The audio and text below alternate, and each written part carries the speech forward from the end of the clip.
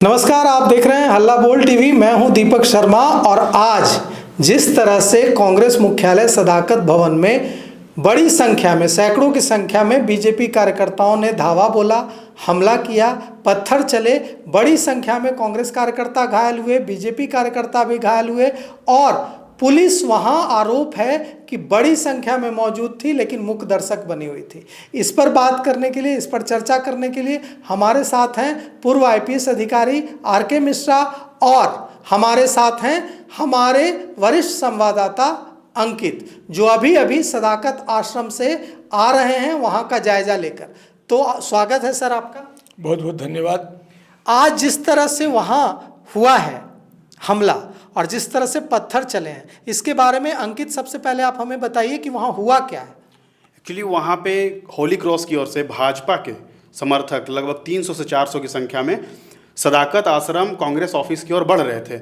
इस बीच वहाँ पे सैकड़ों पुलिसकर्मी मौजूद थे, कुछ कांग्रेस कार्यकर्ता जो ऑफिस में थे वो थे। अचानक से क्या हुआ कि भाजपा कार्यकर्ता वहाँ पे सदाकत आश्रम को चारों ओर से घेर लेते हैं। उसके बाद लाठियाँ बरसने लगती है, पथराव होने लगती है। उसके बाद कुछ उसी समय कांग्रेस के जो समर्थक हैं वो घायल हो जाते हैं, एक दो तीन बुजुर्ग के सर फट जाते हैं, कुछ महिलाओं को चोटें लग जाती है। उसके बाद पुलिस वहाँ पे मूकदर्शक बनी हुई रहती है, वहाँ पे पुलिस कुछ नहीं कर रही होती। कुछ देरों के बाद जब स्थिति अनियंत्रित हो जाती है, उसके बाद पुलिस ने भाजपा समर्थकों को मरीन ड्राइव की ओर खदेड़ने का प्रयास किया। उस समय लाठियाँ ही भांजी। उसके बाद पुलिस ने लाठियाँ चलाई। जी, लाठियाँ भांजी। मूकदर्शक बनने के बाद, अनियंत्रित होने के बाद, उसके बाद फिर वहाँ से कुछ लोगों को, भाजपा समर्थकों को चोटें भी आईं। इसके बाद फिर वहाँ पे बहुत सारे और सैकड़ों की संख्या में कांग्रेस कार्यकर्ता जुटने लगे। वहाँ पे फिर बहुत विवाद की स्थिति हो गई, हंगामा की स्थिति बनी गई। तो आपने सुना कि जो हमारे संवाददाता हैं, वरिष्ठ संवाददाता जो अभी आ रहे हैं वहाँ से सदाकत आश्रम से, उन्होंने वहाँ क्या दृश्य देखा और हम आपको वीडियोस भी दिखाएंगे कि कैसे वहाँ पर, विजुअल्स भी दिखाएंगे कि कैसे वहाँ तमाम पुलिस की मौजूदगी में पत्थरबाजी होती रही, ईंटें बरसती रहीं और बड़ी संख्या में कांग्रेसी कार्यकर्ता और भारतीय जनता पार्टी के कार्यकर्ता भी घायल हुए। तो सर, मेरा सवाल आपसे, एक पूर्व आईपीएस अधिकारी के तौर पर आप इसे कैसे देखते हैं? क्या ये लॉलेसनेस की स्थिति नहीं है बिहार में?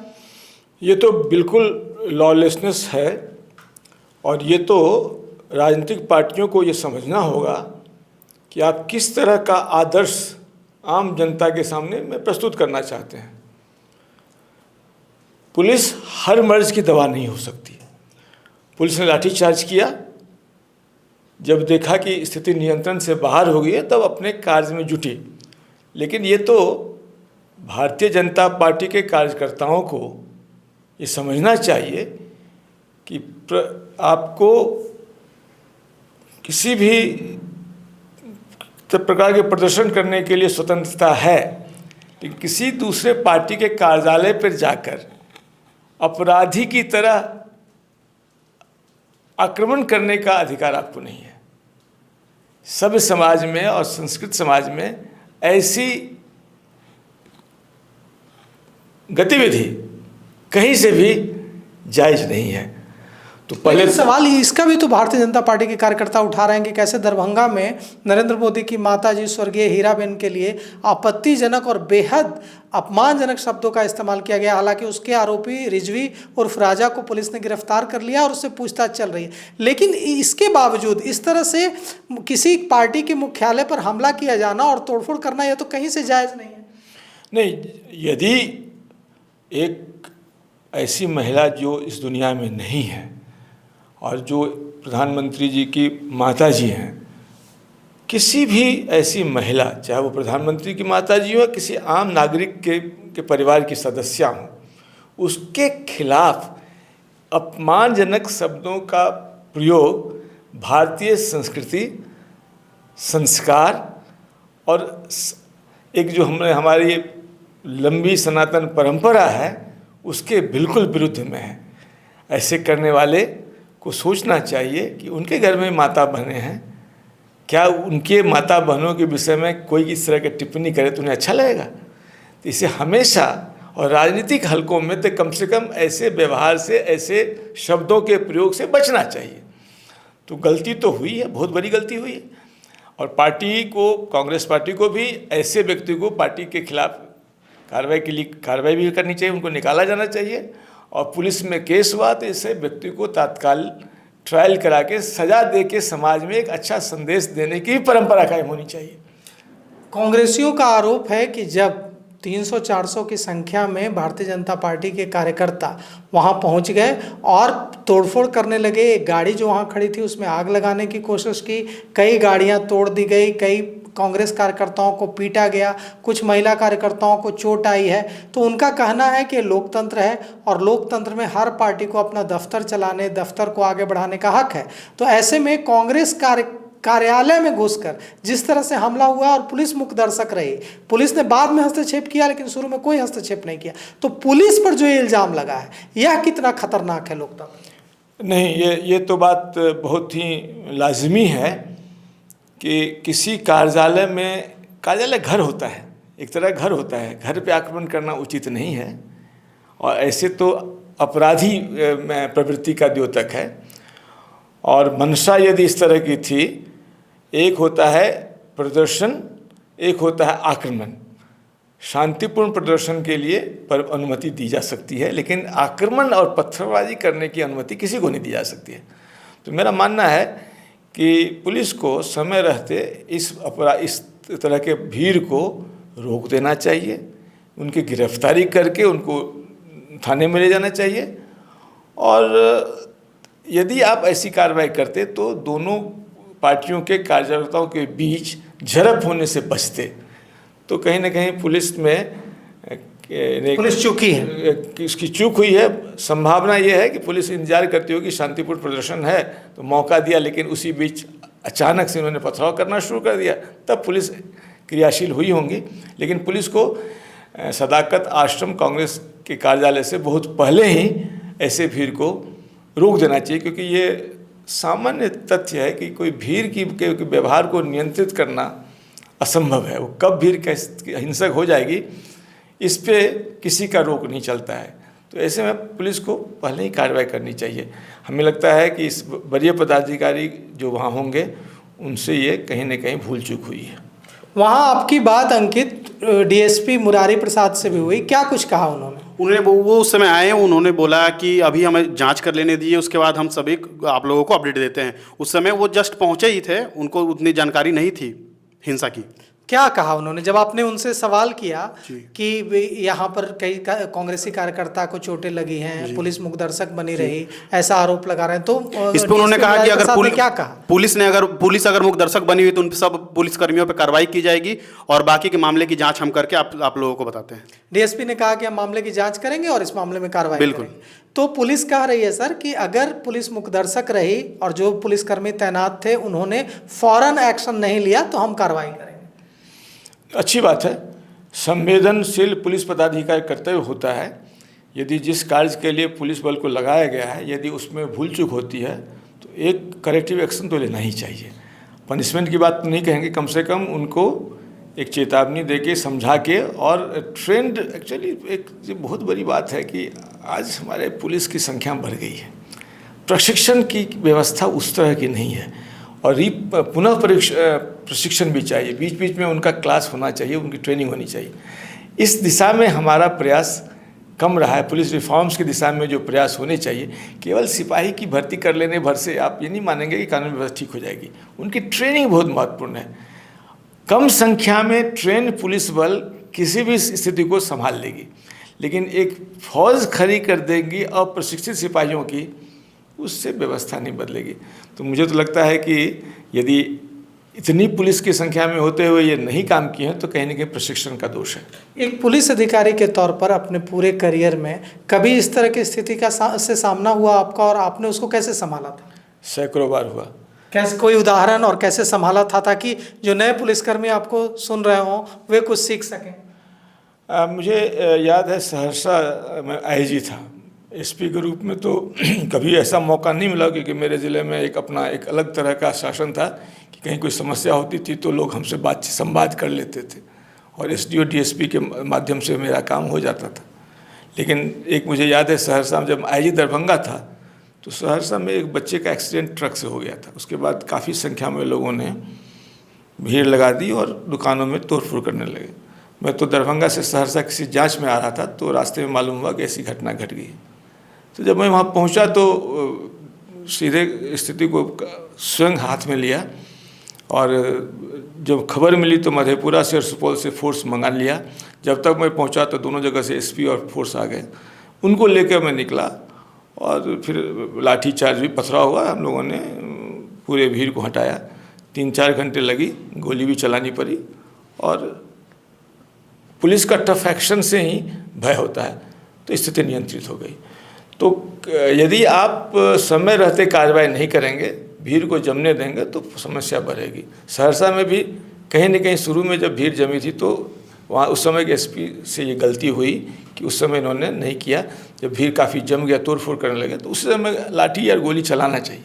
देखिए, जब तक इकबाल बुलंद नहीं होगा, जब तक भय नहीं होगा लोगों का कि हम गलती करेंगे तो सज़ा मिलेगी या पुलिस लाठी चार्ज करेगी, पुलिस गोली चार्ज करेगी, ये भय होना चाहिए।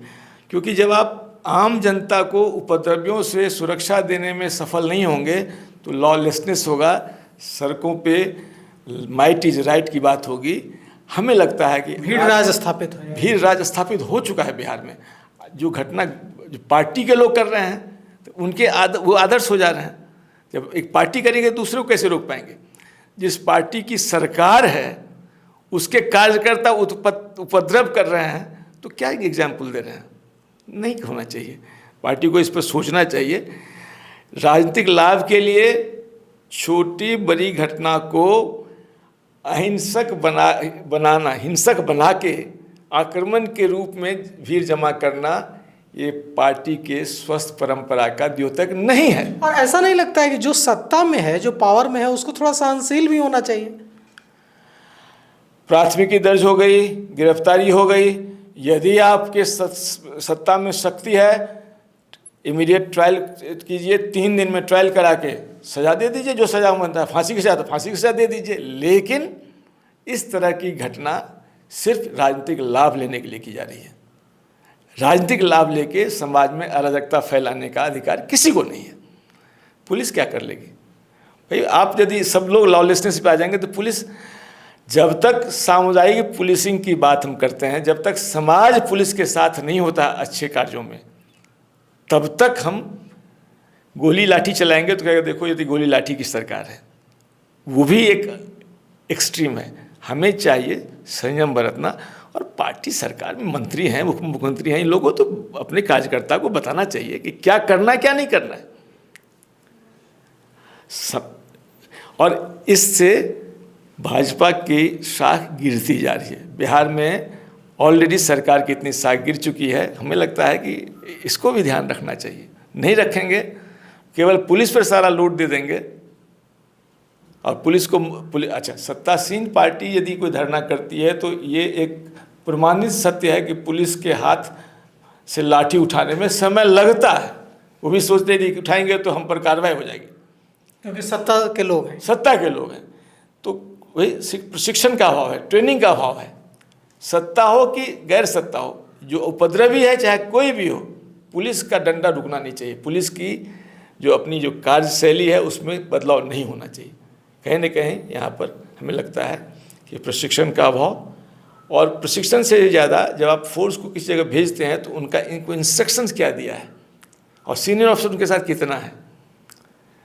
यदि आप केवल फोर्स भेज देंगे तो उससे कुछ होगा नहीं। वहाँ पर जवाबदेह पदाधिकारी होने चाहिए, मजिस्ट्रेट होने चाहिए, जिनको समय पे उचित निर्णय लेना चाहिए। तो ये वहाँ जो तैनात मजिस्ट्रेट रहे होंगे, क्योंकि यह प्रदर्शन तो अचानक नहीं हुआ, इसकी सूचना एक दिन पहले सबको भेजी गई, हमारे मीडिया हाउस को भी भेजी गई कि भारतीय जनता पार्टी के कार्यकर्ता कल वहाँ प्रदर्शन करेंगे, आप अपने संवाददाता को भेजिए। और हमारे संवाददाता सबसे पहले सहयोग से वहाँ पहुँच गए और वहाँ उन्होंने सारा कुछ रिकॉर्ड कर लिया। लेकिन इसकी सूचना पुलिस को भी होगी, और इसकी सूचना जब पुलिस को होगी तो वहाँ मजिस्ट्रेट भी तैनात होंगे, तो मजिस्ट्रेट के स्तर पर भी फेल्यूर हुआ है। पूरी प्रशासन की क्या सफलता है ना। यदि ये सूचना थी तो इनको सबसे पहले सदाकत बैरिकेडिंग करके उसको किलेबंदी में तब्दील कर देते। यदि झड़प होता तो पुलिस वर्सेस भाजपा कार्यकर्ता होता। कांग्रेस के कार्यकर्ता और भाजपा के कार्यकर्ता के बीच झड़प को रोकने के लिए इन्हें पुलिस को बीच में आके पुलिस को एक तरह का पार्टी बनना चाहिए था। देखिए 2-3 जगह पर जब लॉ एंड ऑर्डर की स्थिति होती है उस समय पुलिस को बहुत महत्वपूर्ण भूमिका निभानी पड़ती है। सांप्रदायिक दंगा के स्तर में यदि आप दोनों समुदायों को लड़ने को छोड़ देंगे तब तो खून खराबा होगा। मेरा अपना अनुभव रहा है कि हमने यही कहा कि सांप्रदायिक दंगा में इन्वॉल्व होगे तो पुलिस की गोली से मरोगे, आपस में तुमको अपनी लड़के मरने नहीं देंगे, गोली चलेगी। यदि किसी समुदाय का आक्रमण किसी दूसरे समुदाय पे हो रहा होगा तो उस समय पुलिस को पर्याप्त गोली चलानी चाहिए। सैकड़ों लोगों की हत्या हो जाए लेकिन आपस में हत्या नहीं होनी चाहिए। यही तभी प्रशासन की सार्थकता भी है और प्रशासन का भय भी होगा कि सांप्रदायिक दंगा, आपस में राजनीतिक का जो आक्रमण है, इन सब में हमारी कार्रवाई बहुत ही पुरजोर होना चाहिए ताकि ये मैसेज डाउन द लाइन जाए, नीचे तक जाए। तब आम जो उपद्रवी है उसमें भय पैदा होगा। जब तक कानून का भय, पुलिस का भय उपद्रवियों में नहीं पैदा कर पाएंगे तब तक आप अराजकता को नहीं रोक पाएंगे। और बिहार को हमको लगता है कहीं ना कहीं एक ऐसा समय था जब फ़ोटो लेने की बात होती थी। पुलिस एक समय ऐसा हुआ, कहा गया फ़ोटो लीजिए, फ़ोटो सबूत जब उस समय से जो पुलिस की व्यवस्था में खराब हुई है वो अभी तक सुधारने का, अब वर्तमान डीजी तो अच्छे हैं, इनको एक मौका है, सुधारें। पुलिस के कार्यशैली में एक पैनापन लाने की ज़रूरत है कि हमें लाठी गोली चलाने की ज़रूरत है तो उसमें चूकना नहीं है। और दंडाधिकारी तो साथ में होंगे ही, और दंडाधिकारी तो बाद में अनुमति देते हैं। हमें अब वहाँ जो वरिष्ठ पुलिस पदाधिकारी थे उनको यथेष्ट कार्रवाई करनी चाहिए, क्योंकि ये एक राजनीतिक चुनाव का माहौल आने वाला है। इसके पहले यदि ऐसी घटनाओं की शुरुआत हुई है तो चुनाव रक्त रंजित हो जाएगा, क्योंकि कार्यकर्ताओं में हिंसा करने की प्रवृत्ति बढ़ेगी। और मेरा अपना अनुमान है कि जिस तरह से चीज़ें दिख रही है सतह पे कि आने वाले समय में चुनाव में भारी संख्या में बवाल होना है, क्योंकि पार्टियों में बहुत इतनी रसाकसी तेज है। तो इसलिए पुलिस को अभी से अपने पेटी को टाइट करें, अपनी समीक्षा करें और दृढ़ता से काम करने का निर्देश सभी को जाना चाहिए। कहीं भी पक्षपात का भाव नहीं दिखना चाहिए। यदि पुलिस तटस्थ होकर दृढ़ता से कार्रवाई करेगी तभी आने वाले चुनाव में स्थिति बदलेगी। वैसे बाकी सीआरपीएफ, बीएसएफ की सेंट्रल फोर्स आती है, लेकिन असली जिम्मेवारी तो स्थानीय पुलिस की होगी। वो भी फोर्स तो उन्हीं के कहने पर चलेंगे। तो सुना आपने पूर्व आईपीएस अधिकारी आर.के. मिश्रा को। इन्होंने बताया कि कैसे अगर इस तरह के हमलों की अनुमति दी जाएगी एक पॉलिटिकल पार्टी का दूसरे पॉलिटिकल पार्टी के दफ्तर पर, हेडक्वार्टर पर, तो चुनाव से पहले बिहार में खून खराबा की स्थिति बन सकती है। बिहार में हालात ऐसे हो सकते हैं कि लॉलेसनेस की स्थिति हो सकती है, भीड़ राज की स्थिति हो सकती है। तो आपको क्या लगता है? आप भी अपने राय कमेंट कर जरूर दीजिए, आप भी अपने विचार कमेंट कर जरूर दीजिए। तो फिलहाल इस पेशकश में इतना ही। आगे की खबरों के लिए देखते रहिए हल्ला बोल टीवी। शुक्रिया।